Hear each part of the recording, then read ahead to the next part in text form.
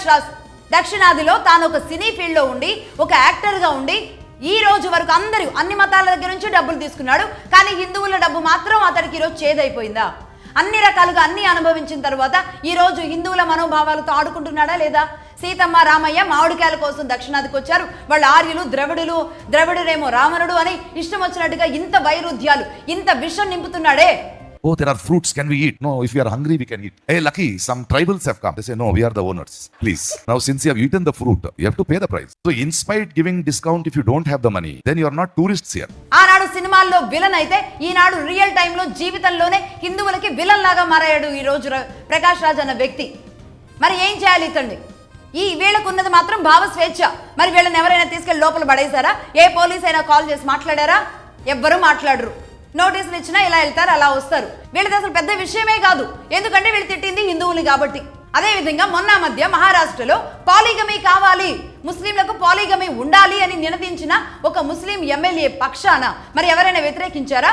అంటే ఈ భారతదేశంలోనే ఉంటాం, మా మతాచారాన్ని పాటిస్తాం, మాకు 4-5 పెళ్లిళ్ళు కావాలి, ఒక 10 మంది పిల్లలు కావాలి అని ఓపెన్ గా బాహాటంగా కోరుకుంటుంటే ఈ భారతదేశంలో మరి దీనిని ఎవరైనా ప్రశ్నించారా? భారతదేశంలో ఇలా ఉండడానికి వీల్లేదు. ప్రతిదీ కూడా యూనిఫామ్ సివిల్ కోడ్ అనేది రాబోతుంది. అందరూ కూడా ఒకదాని కింద ఉండాలి. ఇప్పటికి 75 ఏళ్లుగా ఎవరి తెగ వాళ్ళులాగా, ఎవరి ఇష్టం వచ్చినట్టు వాళ్ళులాగా, ఎవరి రాజ్యాంగం వాళ్ళులాగా నడుస్తుంది ఇన్నాళ్ళు. ఇంకెక్కడైనా ఏ దేశంలో అయినా నడుస్తుందా? కేవలం భారతదేశంలో మాత్రమే ఇలా నడిపిస్తున్నారు. అదే విధంగా మొన్న మధ్య ఒక యూట్యూబర్ ఇదే తెలుగులో ఒక ఇటలీ ప్రధానికి, భారతదేశ ప్రధానికి ఒక బ్యాడ్ ఇమేజ్ వచ్చేలాగా ఓపెన్ గా వాళ్ళ వీడియోలు పెట్టి ఇష్టం వచ్చినట్టుగా మాట్లాడితే మరి అది దాని భావస్వేచ్ఛ అంటారా?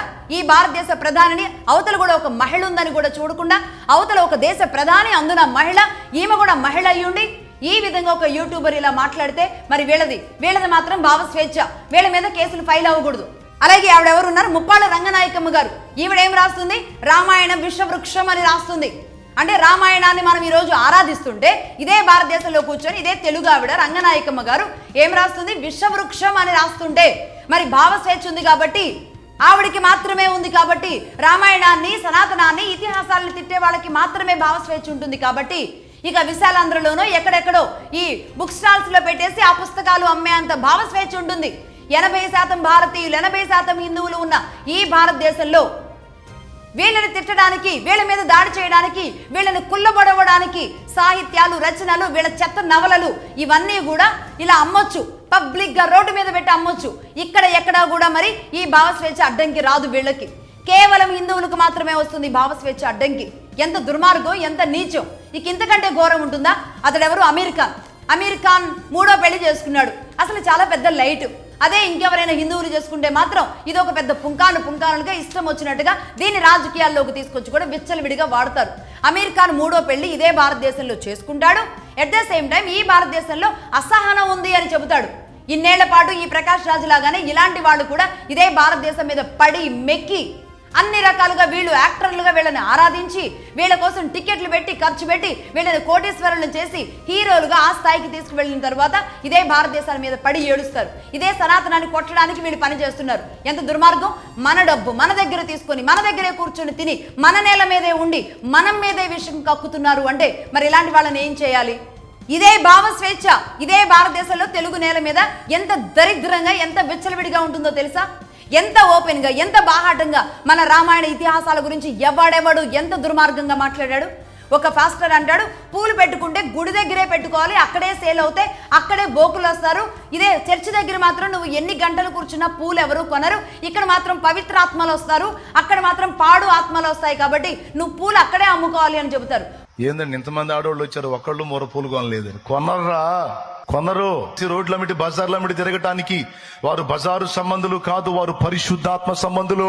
పూలను కూడా ఇంత దౌర్భాగ్యంగా ఓపెన్ గా మాట్లాడి ఈ మహిళలని, ఈ సంస్కృతిని అవమానపరుస్తూ మాట్లాడుతున్న పాస్టర్లు. పవన్ కళ్యాణ్ గారు సనాతనం అన్నారు కాబట్టి ఆయన కాళ్ళు చేతులు నరికేయాలి పవన్ కళ్యాణ్వి అని ఓపెన్ గా ఒక పాస్టర్ ముమ్మిడివరంలో మాట్లాడితే అది మైక్ లో ఆ గ్రామంలో వినబడితే ఎవరో రికార్డు చేస్తే బయటకు వచ్చింది. పవన్ కళ్యాణ్ వచ్చి సనాతన ధర్మం కావాలని అంటే ఇప్పుడేం చేస్తారో తెలుసా? నడు రోడ్లో నిలబెట్టి ముక్కల కింద చేస్తారు. అది కూడా భావ స్వేచ్ఛ. ఒకడంటాడు, ఇంకొకడు రాముడు ఎక్కడికైనా వెళ్ళిపోమన్నాడు సీతమ్మని అంటాడు ఆ పగడాల ప్రవీణ్ అనే లాంటి వాడు. రావణుడితో యుద్ధం చేశానని అనుకుంటున్నావేమో, అలా కాదు, నీకంత సీన్ లేదమ్మా. నువ్వు కావాలంటే లక్ష్మణుడితో వెళ్ళిపో, భరతుడితో వెళ్ళిపో, సుగ్రీవుడితో వెళ్ళిపో. ఇలాంటి పాస్టర్లు విచ్చలవిడిగా 4 గోడల మధ్య పాస్టర్ల పేరుతో ఆ చర్చిల్లో కూర్చుని వీళ్ళు కక్కుతున్న విషయం, వీళ్ళు తయారు చేస్తున్న విషయం ఎవరి కోసం, ఎవరి మీద? ఇదే హిందూ మతం మీద, ఇదే భారతదేశం మీద, ఇదే సనాతనం మీద. వీళ్ళందరికీ భావ స్వేచ్ఛ ఇవ్వాలి, వీళ్ళకి పకడ్బందీగా ఇవ్వాలి. ఎక్కడైనా ఏ దేశంలో అయినా సరే ఇంత విచ్చలవిడితనం ఉందా? ఏ దేశంలో అయినా సరే ఇలాంటి దాన్ని సహిస్తారా? కేవలం భారతీయులు మాత్రమే సహించాలి, హిందువులు మాత్రమే సహించాలి. ఈ విధంగానే రుద్దుతున్నారు. నేను మళ్ళీ చెబుతున్నాను, రాజకీయ పార్టీ నాయకులు తీసుకుంటే ప్రతి అంశాన్ని టేకప్ చేయండి.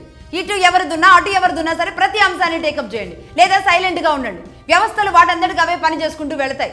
అంతేగాని ఇప్పుడు కొన్ని అంశాలను మాత్రమే మేము టేకప్ చేస్తాం, ఆ మైనారిటీలకి ఏమైనా దెబ్బ తగిలిందంటే మాత్రం మొత్తం ఈ మెజారిటీలు ఎవరైతే ఉన్నారో వాళ్ళ కాళ్ళ మీద పడేలాగా చేస్తామన్నట్టుగా మీరు వ్యవహరిస్తున్న తీరే ఈ రోజు హిందూ మతానికి పెను ప్రమాదంగా మారింది.